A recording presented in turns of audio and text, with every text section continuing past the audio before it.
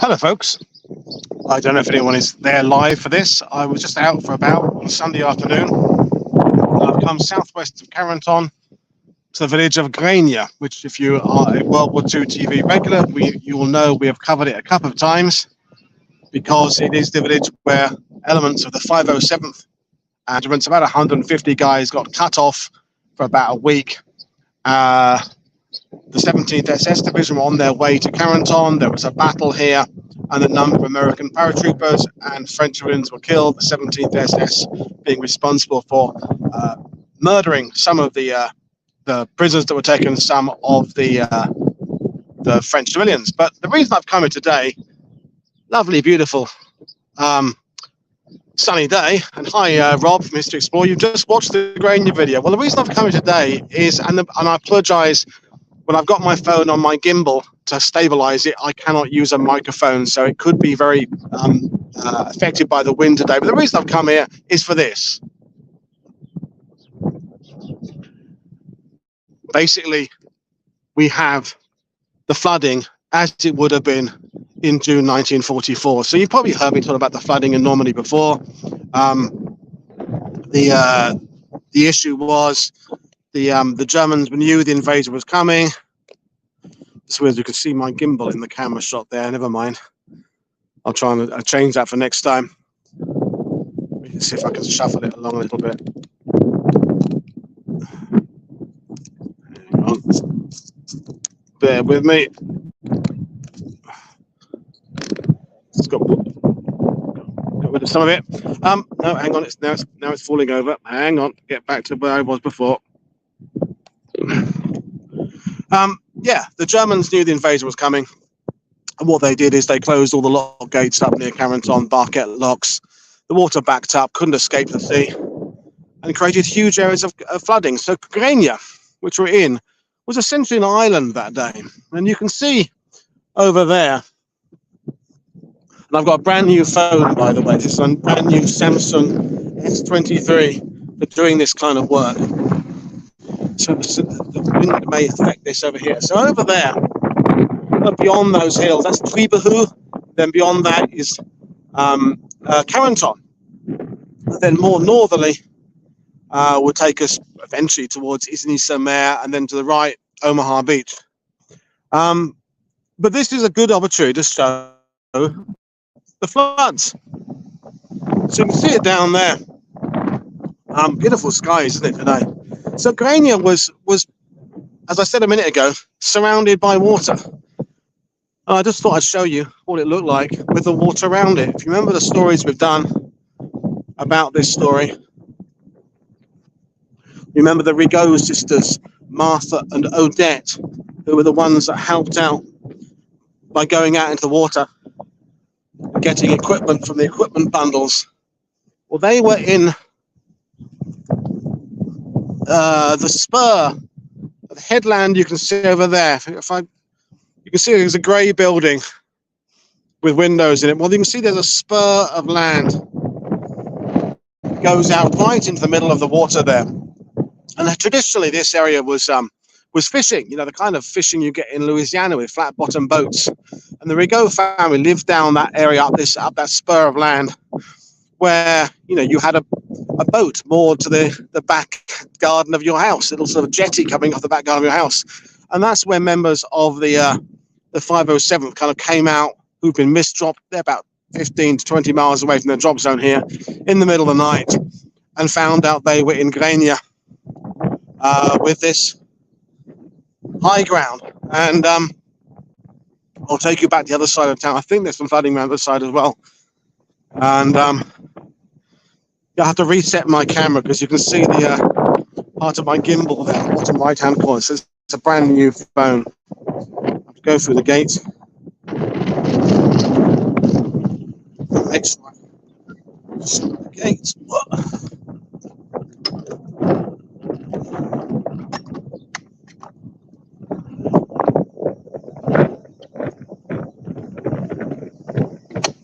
Right, that's the gate show closed. So I'm now in the churchyard. So there over there is that spur of land. So that's the road that runs kind Oh, in that direction takes you to Montmartin on Graignes, where, in fact, there were some 29 Division guys, and that's high ground over there is where one of the 17th SS movements towards Graignes came in. But I'll take you around the church. I have to say, I do like the colours of my new camera. It seems to be really picking it up beautifully. It's the what remains, the memorial. I'll take you to the church in a minute. So hopefully the audio is okay. Hi, Tonnet. Hi, Willie, Nikki, Jay, Susan, Brigadier, Hugh, John Clark. Because when people come to Normandy in June, okay, you get good weather, sometimes lots of crowds, but you don't get that sense of what it was like with the flooding, which is why I came out today. So this is got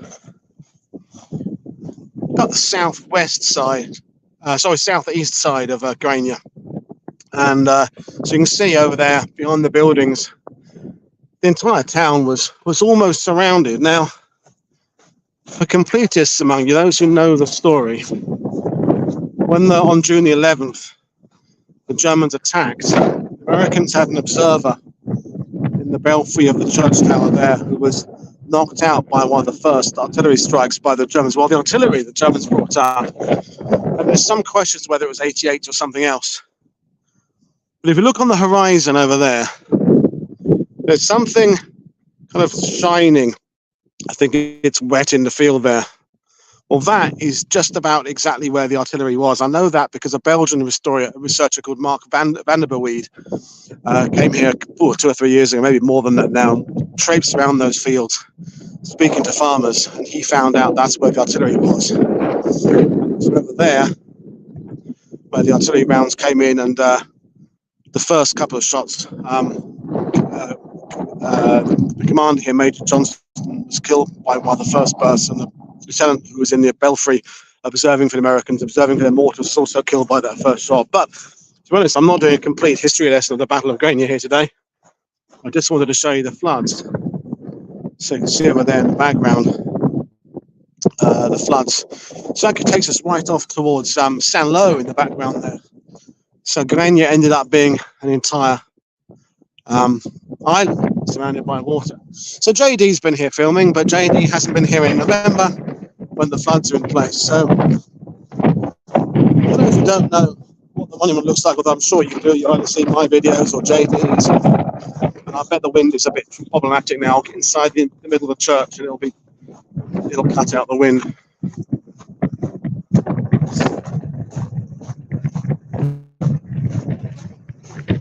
Well, I think it'll cut out the wind. Before I go into the church, still plenty of spang here.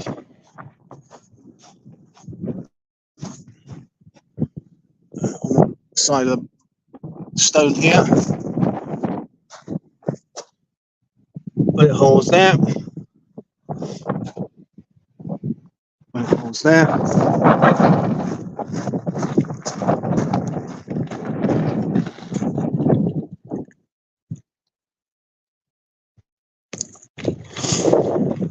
And Andy Aitchison and Marion of the Lowlander podcast have beaten me to getting Spang t-shirts. They've got Spang or Wanger t-shirts. That's a Wanger with a G, not a K. So I'm inside the church here now. Hopefully the weather will be better. So this is I think it's the third version of the monument they've had here, because they keep reassessing the death toll here. And there's still a couple of mistakes on this. If you watched the video with Marty, we're still amending, and Niels Henkerman's been doing a lot of work on this. People are still amending the figures here. So you get the French civilians at the top, and then the American paratroopers, and also there's some others. There's Vice Sergeant Stanley Black, Royal Australian Air Force, and there are a couple of 29 Division guys who ended up getting cut off here. The rest are 507th and 501st. And what we now know, again, if you've seen the World War II TV video, is that about half of these French civilians were not murdered by the SS. They were killed in the bombardment. And we now know that the Germans did not destroy hundreds of buildings in the village. There weren't ever hundreds of buildings in the village. There was only a few dozen. The Germans razed a few of them. Absolutely. Some of these people were brutally murdered by the SS. The priest, Albert Leblastier, was absolutely murdered by the SS. So his assistant. And there's a monument to them in the middle of the church. I'll take you to in a minute. But some of these were victims of civilian bombing. And so the buildings, too, were hit by Allied bombing, not necessarily by the Germans. But lots of things to see here if ever you make your way here. There was another member of the village, André Luce, was killed in 1941 in captivity in Germany. This is one of the French who took off, was taken away to Germany as prisoners of war. You can see he was a soldier of the 43rd Infantry. You can see his photo there.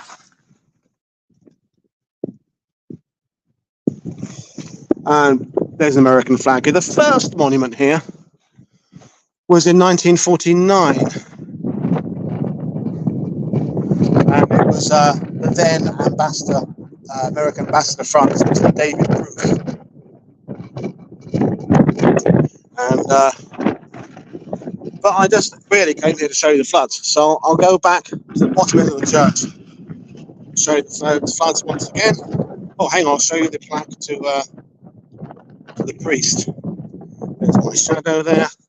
How unprofessional me getting my shadow in the way. So you can see here, fusillé par les Allemands, shot by the Germans, 12th of June 1944. So the first battle was the 11th and the final roundup was the 12th of June. Ici reposant Albert Leblastier, curé, so the priest of Graignes, but everybody says Graignes differently. And Louis de Gonzague, his assistant priest. They were shot on this spot. Their housekeeper was dragged out of the presbytery. And the presbytery, I believe, was to the right of that building over there. And the boys' school was there. All the buildings around the church were damaged and removed, and the villagers kind of moved down the hill. But she was dragged out of her bed, I think, and killed. I think one or two others were thrown into a pond. But anyway, I've come here to show you the floods, and then I will head off somewhere else.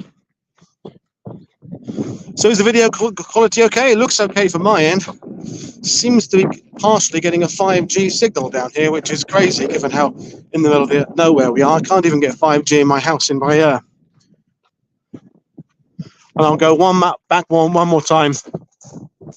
I'll go to this little viewing platform there. I'll do one more shot of the floods. And then I'm going to go home. My nose is running. It's nice and sunny, but it's a little bit chilly.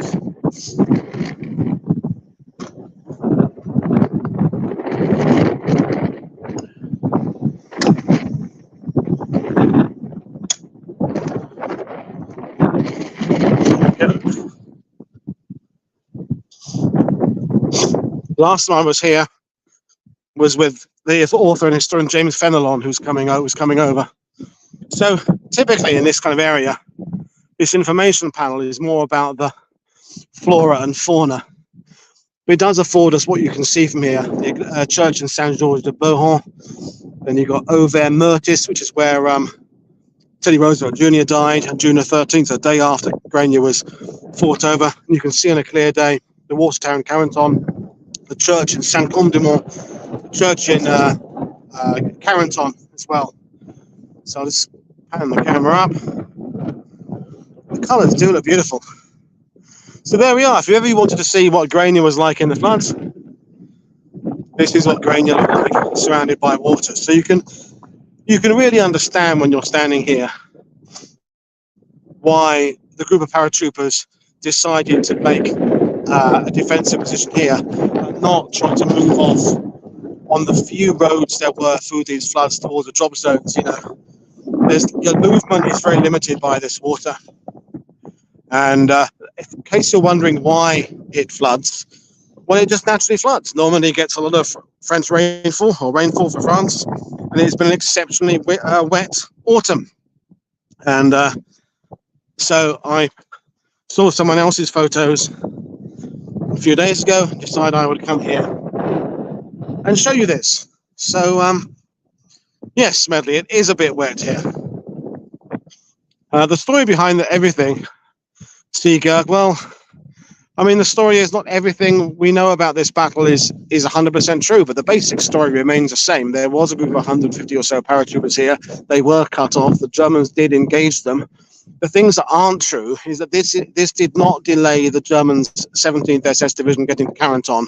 The regiment or half regiment that attacked this, the rest of the 17th SS pushed on to Carenton as normal. This didn't delay what was happening in Carenton. Von der Heydt's arrival in Carenton, he was there with the 6th Welshmeg. What I meant was the arrival of the 17th SS to reinforce von der Heydt. This action here in Graignes did not delay that or affect that at all. This is a separate incident. And the other thing that we debate is how many of the French were killed by the SS and how many were killed just in bombardments. So the story is fairly known. It's just the fine detail is still being worked on. But that's it. I'm going to go out the gate another time. Oh, stupid gate. I've been coming here for 20 odd years. The gate's not got any easier to close.